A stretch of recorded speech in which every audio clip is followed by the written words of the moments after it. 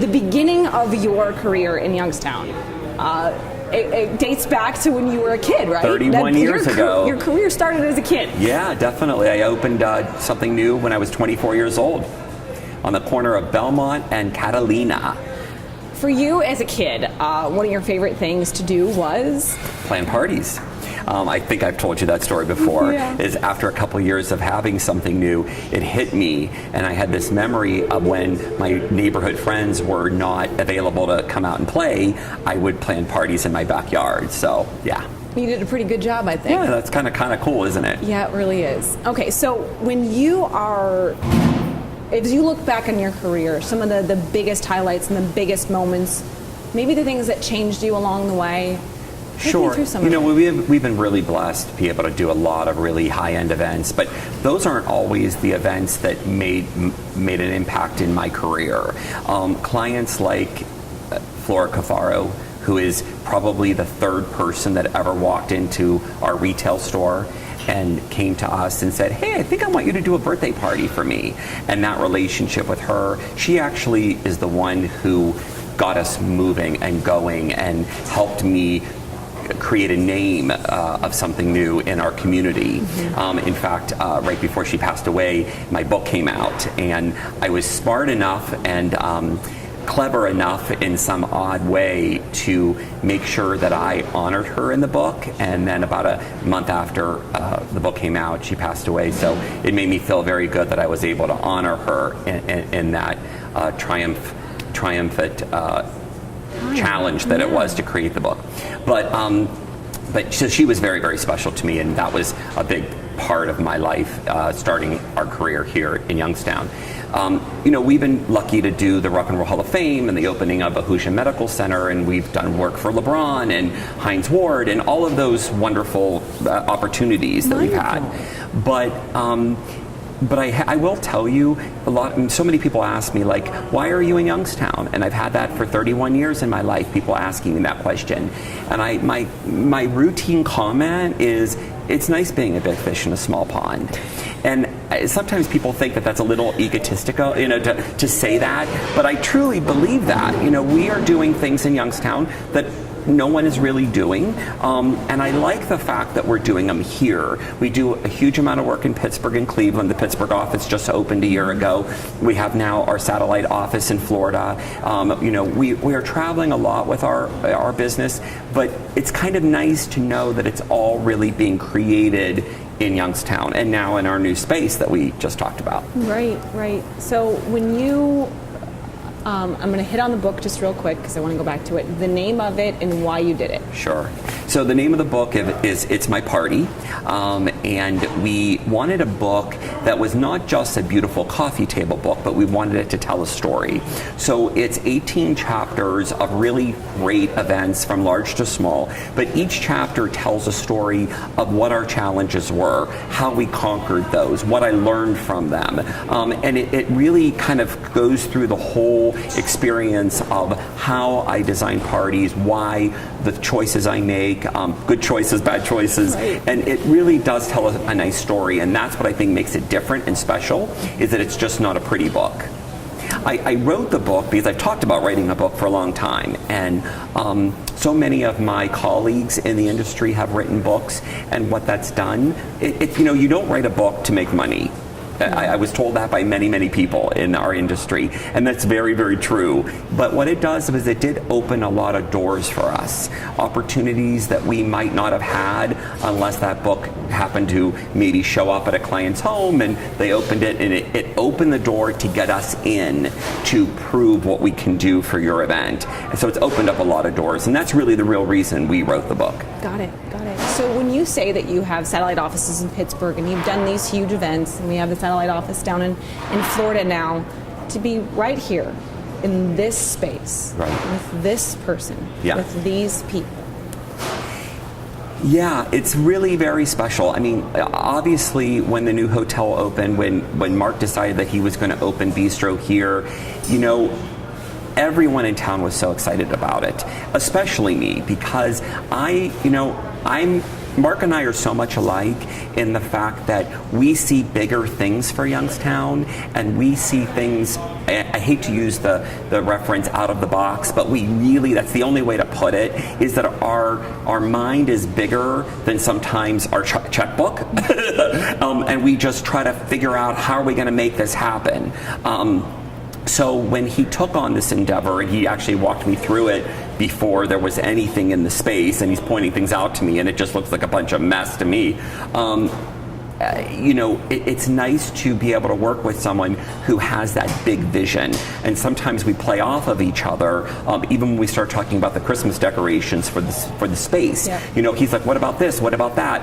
And that was nice because it showed me like what his vision was, and then I kind of took that and put my spin on it, and then that's what you're going to be seeing now at the holiday in the restaurant.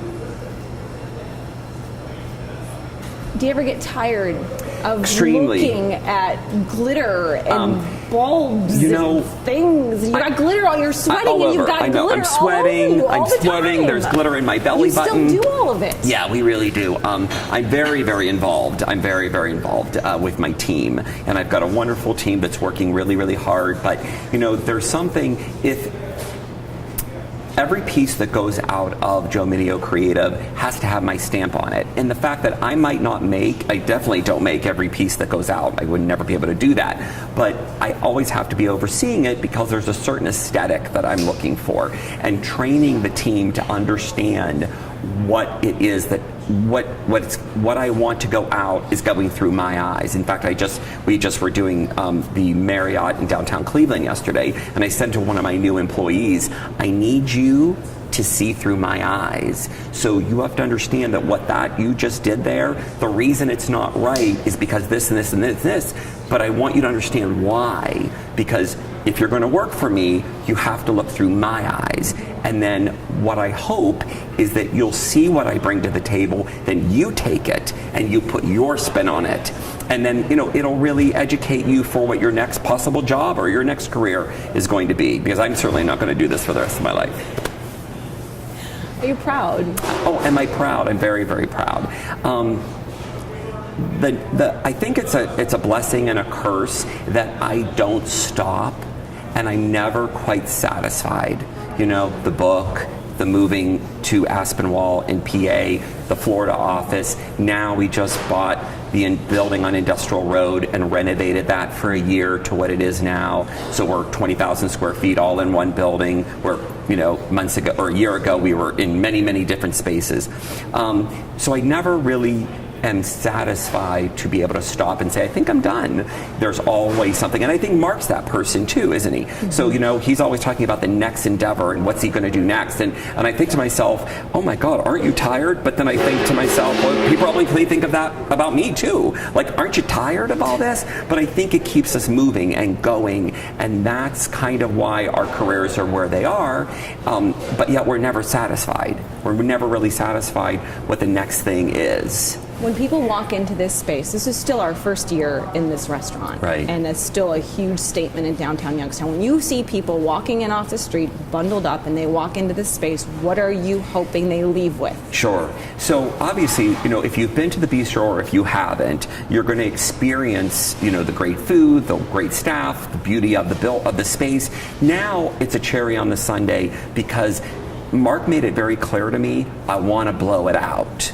And when he said that to me, that can mean a lot of different things from a lot of different people. People that could mean, what does that mean to you? Because it means me, it means way over the top. So we kind of scaled that down a little bit, but we wanted every aspect of the restaurant to have something.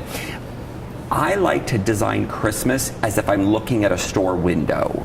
So if you're looking at the Macy's window in New York, there's a certain sense of chill that you get. Or you're looking at Bergdorf's or Bloomingdale's.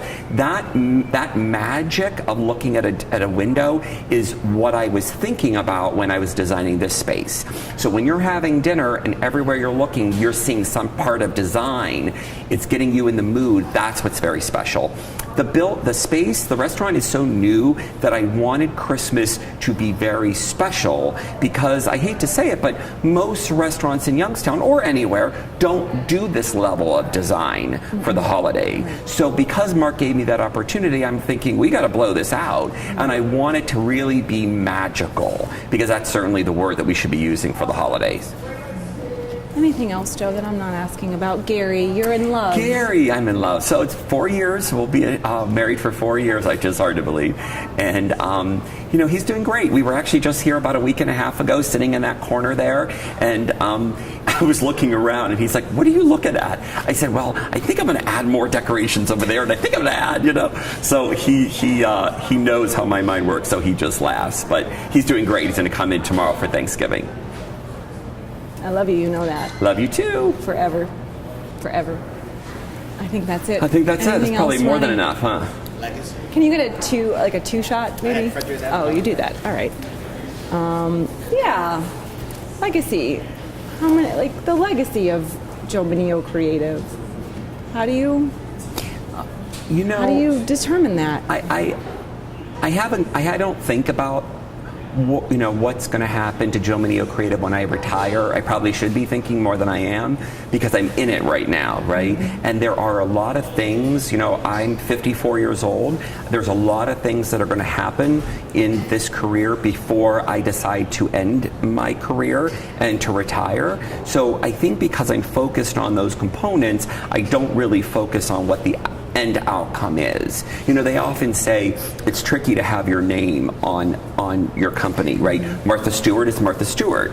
Martha Stewart will still exist when she's gone, but I'm a small business, so I don't know how that'll work. I know that when I purchased the building in Aspinwall, I know that if it doesn't continue being, I know when I purchased the building on Industrial Road, rather, that space, I have plans for it if it doesn't continue to be Joe Mineo Creative whenever that happens, whenever I do retire. I do have plans for that. Well, good, because you're never going to be able to sell that building with all the glitter in it. Exactly. Just the shovels of glitter. I was going to say, you'd have to get an hazmat crew to come in. True. I'm kidding. Let's see here. Anything that I'm not thinking about?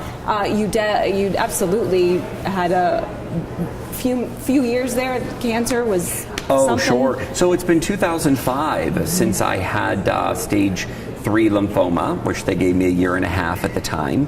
And it's such a odd feeling to think it's been that long, and that I've been really so blessed that I've been, fine for all these years. And, when I go in for my monthly checkup, the doctors still kind of look at me as a miracle, because that's exactly what I am. Because they really, really had no clue that I would make it. And, now that I look back through that experience, we're all about meditation now, which I'm a fond believer of. But at the time, people weren't talking. In 2005, it wasn't what it is now. But I do realize that when I was laying in the bed and the pain would be so bad that I would imagine, believe it or not, I would imagine a trip to Disney World. Because that was one of the best trips that I ever had with my family. And I would imagine that. And so technically I was meditating. And I was putting myself in a different state. Now that I meditate daily, I really do believe that and understand that. But it's interesting because now I see how that meditation, if I thought it was or wasn't, was really healing me. And really imagining, the cancer being sucked out of me by the chemo, and it's so very, very true. It's taken me a lot of years to get to the point of meditation. I've been the kind of person where, I'll do that later, and it doesn't work for me, and I can't, I just can't do it. But when I really force myself to do it, I realize what a change it is in my daily life. So I encourage everyone out there, you need to do it. It's like exercise, right? You just need to do it. I'll tell you what, time to think and time to reflect is for sure the power of positive thinking. Definitely. And you put your mind in a place where it is specifically dedicated to something positive. The power behind it is immeasurable. It's amazing. It's immeasurable. Yeah, and it's sad that we wait so long to come to that conclusion, to realize that. It's crazy. Joe, I already said I love you, so that was great. Thank you. Okay. Thank you. Is that Great. Eska? Eska. Hi, beautiful. How are you? I am good. How are you? It was a dessert.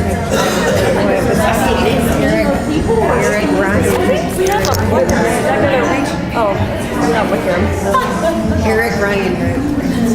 And he thought it was probably Joe on our Instagram page. And he said, by the way, did you ever find out what it's 16 He could do JAC. Right. That would be less. And we had the same